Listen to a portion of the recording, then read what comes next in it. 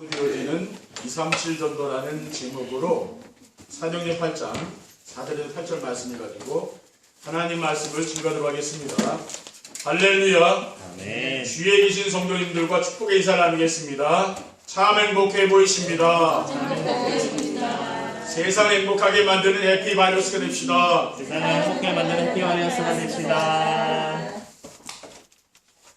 우리 인생의 생사복을 주관하시고 237 전도를 중심으로 만물을 다스리시는 하나님께서 오늘 우리에게 주신 말씀의 제목은 치유의 집중으로 되어지는 237 전도입니다. 저는 하나님의 말씀을 통해 인생의 모든 문제가 하나님을 떠나서 왔다는 사실과 하나님을 만나지 못한 모든 사람은 눈에 보이지 않는 사탄에게 종육하며 살다가 죽으면 영원한 지옥에 들어가게 된다는 것을 알게 되었습니다.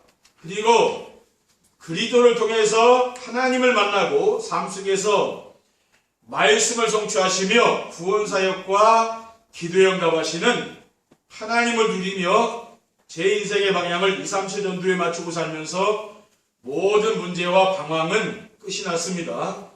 그래서 저는 오직 하나, 어떻게 하면은 저를 아는 사람들과 우리 성도님들에게 그리스도의 비밀과 237 전도의 축복을 전할 수 있을까만 생각을 하고 기도를 했습니다. 그래서 받은 응답이 예배 시간에 선포된 말씀을 하나님의 말씀으로 믿고 순종하면 된다는 것입니다. 지금 어떤 문제나 고민이 있습니까? 그것을 잠깐 내려놓으시고 오늘 말씀에 집중해 보시기 바랍니다. 그러면 모든 문제의 답을 얻어서 돌아가시게 될 줄 믿습니다. 치유의 집중으로 되어지는 237 전도는 어떤 것입니까? 첫째, 237 전도는 치유의 집중으로 잘못된 각인과 습관이 바뀌어야 되어지는 것입니다. 현대인들에게 가장 많은 병이 지금 우울증과 조울증, 공황증, 마약 중독, 알코올 중독, 도박에 빠져 있는 것이죠. 모두 이것들이 각인된 곳에서 온 것입니다. 그리고 나보다 더 나은 사람을 시기하고 질투하며 경쟁하고 미워하며 염려, 근심, 걱정하는 것도 삶 속에서 각인된 것에서 나오는 것입니다. 왜 이런 잘못된 것이 각인되었습니까? 이 모든 것은 하나님을 모르고 사는 부모에게서 태어나 하나님을 모르고 사탄에게 종로를 타는 사람들이 만들어 놓은 우상문화 속에서 살면서 자신도 모르게 각인된 거죠. 누가 억지로 이걸 각인시킨 게 아니고 자연스럽게 우리가 각인되어진 거죠. 살아오면서 각인된 겁니다. 그리고 과음이나 과식, 과로와 불규칙적이고 무절제한 생활은 잘못된 생활 습관에서 나온 것입니다. 이것에서 이제 병이 오는 거죠. 잘못된 습관도 각인만큼이나 고치기 힘든 고질적인 병입니다.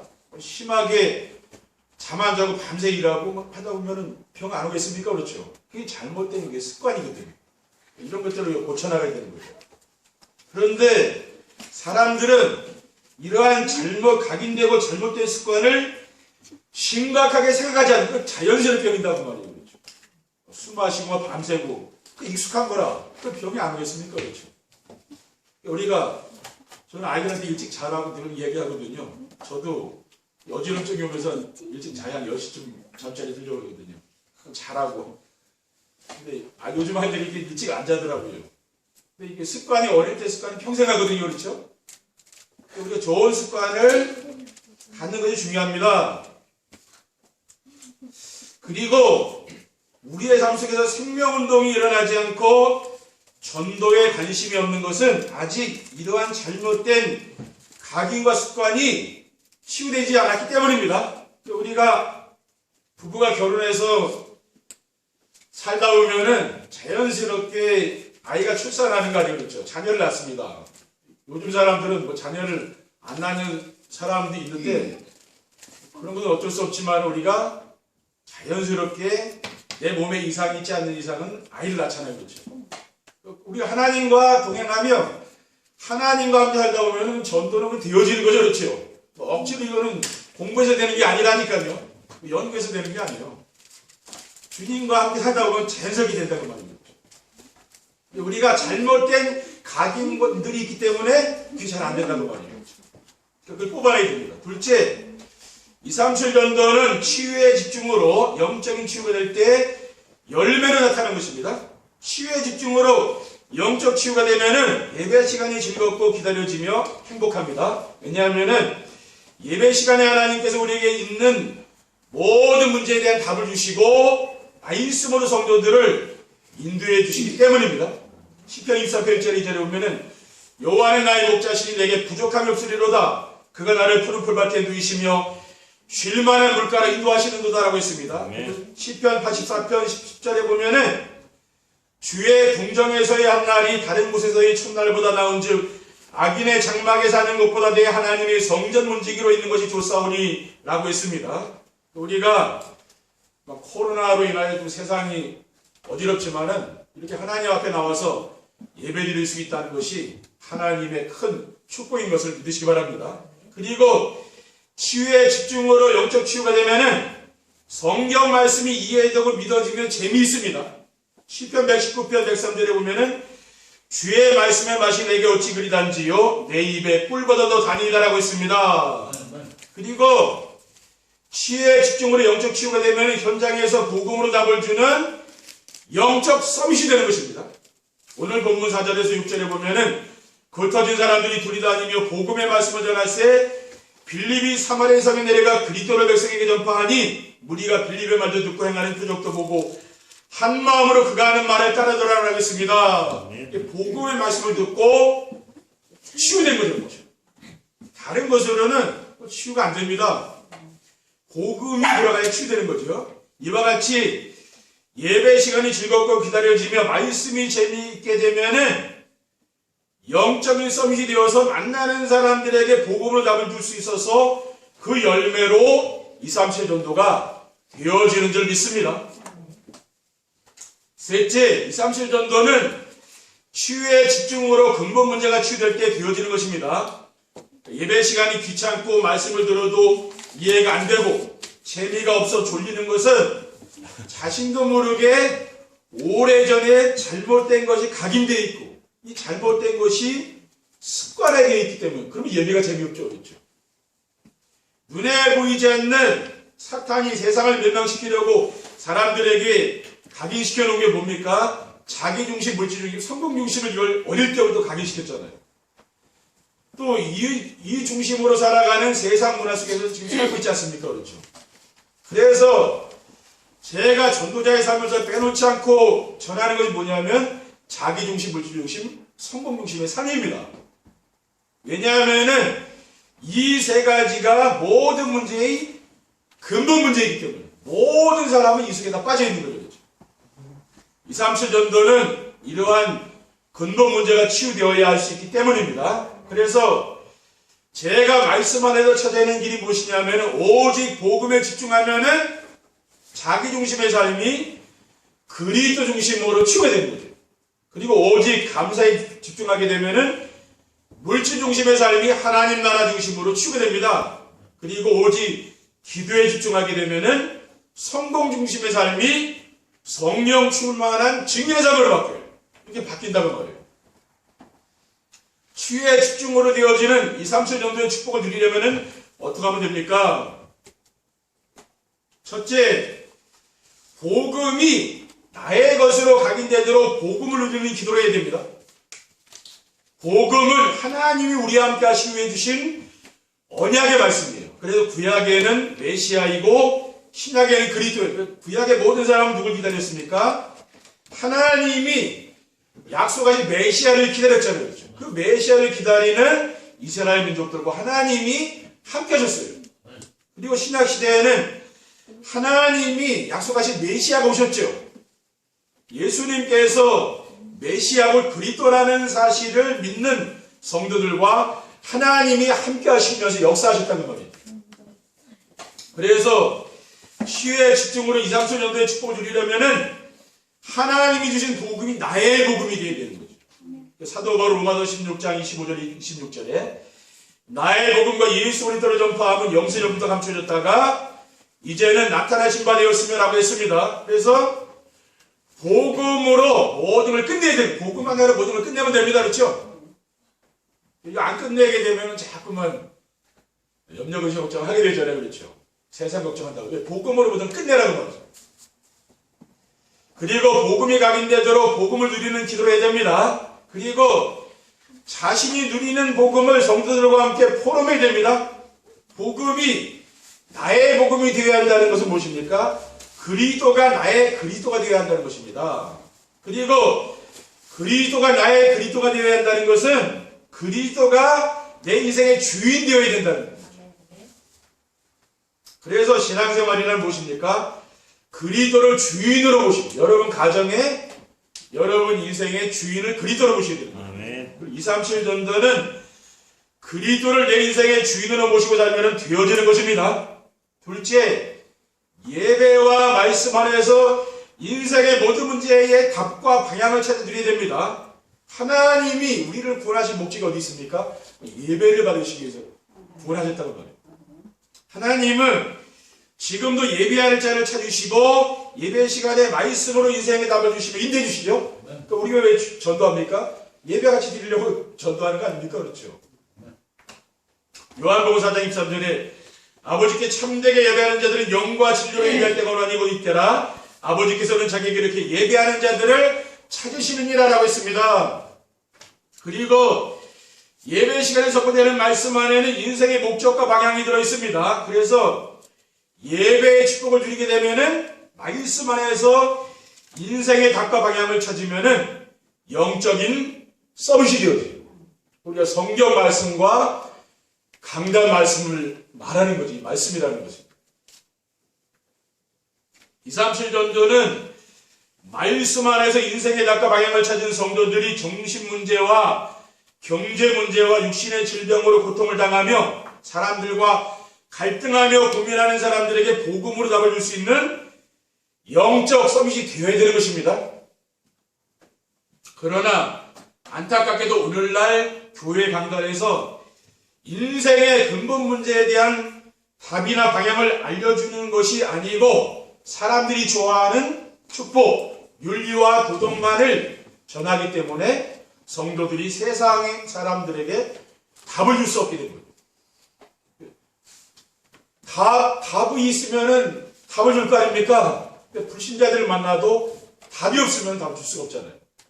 셋째, 그리스도 안에 있는 우리도 임마누엘 원네스의 축복을 누려야 합니다. 복음은 하나님이 우리와 함께 하시며 주신 언약의 말씀이고 인생의 모든 문제의 완전한 해결자 되시는 그리스도는 언약의 말씀이 성취된 것입니다.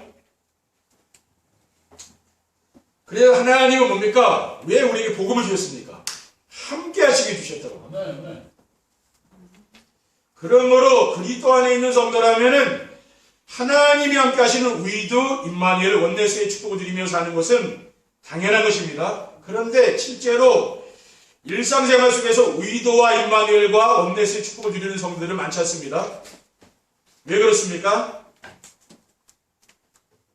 어떻게 하면 우리가 우리도 임마누엘 원네스의 축복을 누릴 수가 있습니까?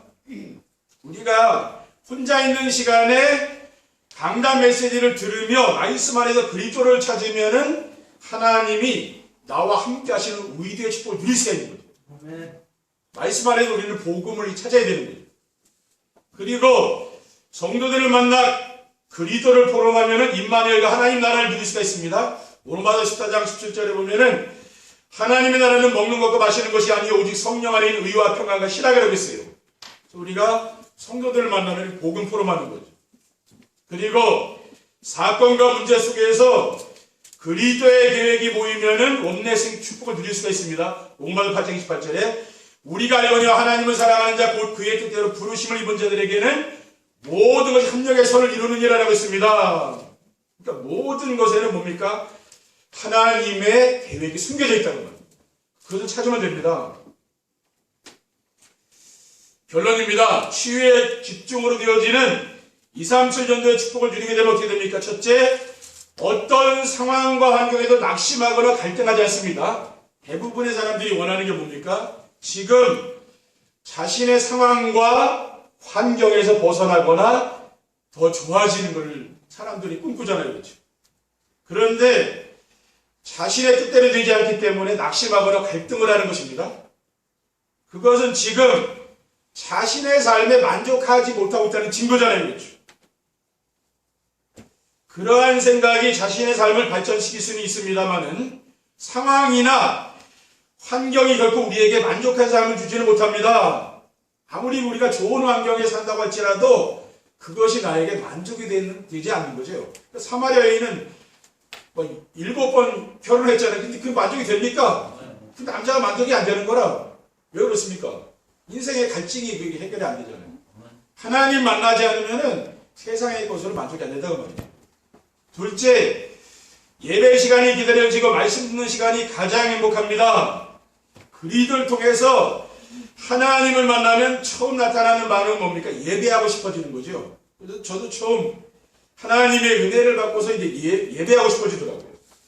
구원받은 성도에게는 성령께서 함께 하시지 않습니까? 성령께서 함께 하기 때문에 예배를 드리고 싶은 마음이 자연스럽게 생기는 거예요. 우리가 막 영접만 시키고 현장에서 하다 보니까 뭡니까? 그 사람 중에 예배하고 싶은 마음이 있는 사람이 진짜 그 사람이 구원받은 사람 아니겠습니까? 그렇죠? 영접 아무리 많이 시켜도 그 사람이 예배하지 않는데 그게 좀 구원받은 겁니까? 그렇죠? 그러니까 알 수가 없잖아요. 그리고 예배 시간에 말씀을 듣는 시간이 가장 행복합니다. 이것은 마치 어린아이가 태어나서 엄마 품에 안겨 젖을 먹을 때에 가장 평안하고 행복한 것과 같은 거죠. 왜냐하면은 하나님께서 예배 시간에 선포되는 말씀으로 우리 함께 하시며 인도하심을 체험할 수 있기 때문에 그러니까 우리가 예배 드리는 시간이 가장 행복한 거죠. 그렇죠? 그래서 사람이 이제 이게 변화가 되는 거죠. 셋째, 혼자 있어도 외롭지 않고 사람들을 만나도 두렵지 않고 즐겁습니다. 누구든지 혼자 있는 시간에 즐길 수 있는 무엇이 있으면은 혼자 있어도 외로움을 느끼지 못하는 것이죠.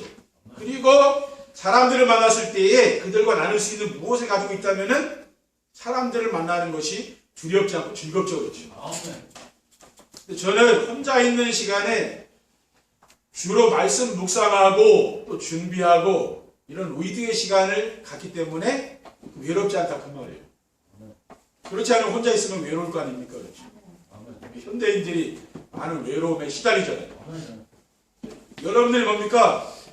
늘 말씀 묵상하며 또 정시 예배하며 이렇게 하시다 보면은 그런 것들이 이제 치유가 된다 그 말이에요. 그리고 누군가 만났을 때도 뭡니까? 입만이를 드리니까. 그러니까 말씀 포럼하고 복음 포럼 해보세요. 그러면 은혜 받은 것을 같이 포럼하는 거죠. 그러면은 뭡니까? 그런 게 만남 속에서 두려움이라는 게 없어지는 거죠. 하나님이 그런 만남에 축복을 주시잖아요. 그러니까 하나님 우리에게 뭡니까? 237 나라와 5천 종족을 마음에 품고 살리기를 원하잖아요. 그렇죠? 그게 하나님의 우리에게 원하시는 거거든요. 그러니까 우리는 내가 지금 되든 안 되든 거기에 방향을 맞춰져 있어야 돼요.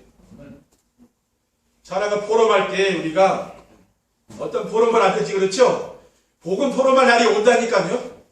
내가 이게 하나님의 은혜 속에 살고 은혜를 누리게 되면 그거 되어지는 거예요. 저도 볼 때 사는 게 하나님 은혜더라고요. 전에는 제가 열심히 그렇게 사는 줄 알았는데 어지럼증이 오고 이런 질병을 만나다 보니까 하나님의 은혜를 내가 지금 살고 있구나. 그게 깨달아지더라고요. 그러니까 여러분 하루하루 사는 게 하나님의 은혜 아닙니까? 그렇죠? 네. 그렇기 때문에 그 은혜를 여러분들이 누리시고 그래서 우리가 정말 치유가 되어서 여러분 주변에 있는 그러한 모든 사람들을 치유하고 237 나라 5천 종족을 치유하는 역사들이 일어나기를 주님의 이름으로 축원드립니다. 기도하겠습니다. 주님 감사합니다. 주님 주신 언약의 말씀을 굳게 붙잡고 237 나라 5천 종족을 살릴 만한 그런 치유의 능력을 체험할 수 있도록 축복해 주시고 또 우리 주변에 이렇게 영적 문제로 여러 가지 문제로 이렇게 어려움 당하는 사람들 또 잘못된 습관 이런 것들 가지고 있는 것들을 치유할 수 있는 그러한 증인들이 될 수 있도록 축복해 주시옵소서. 주 예수 그리스도의 이름으로 기도드립니다. 아멘.